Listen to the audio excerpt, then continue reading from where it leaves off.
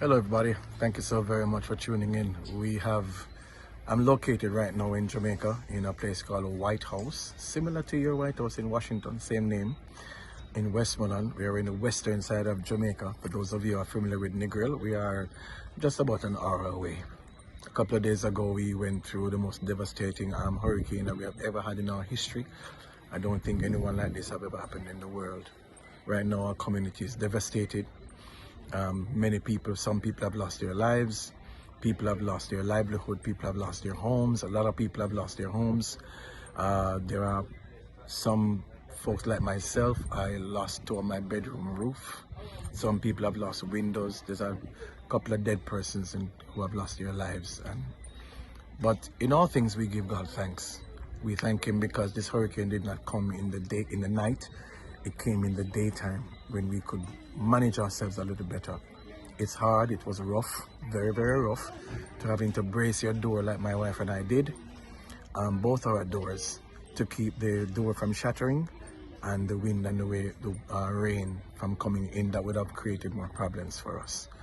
So we thank God for all of you who are contributing to this cause of helping us here in our community to bounce back, to come back.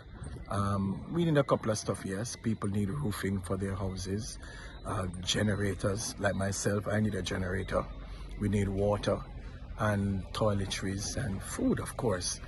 But and we need fuel. Well, there are fuel stations here who have opened up their pumps for us to get fuel. It's a long line, it's a long wait. We are hoping and praying that especially water, we really need water, especially water will come back in our pipes in very short order, so that after the storm there'll be no diseases where water shortage caused.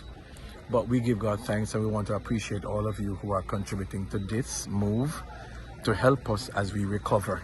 The recovery process is going to be long, it's going to be hard for most people than some, but like I said, we give God thanks for anything you can donate to our cause.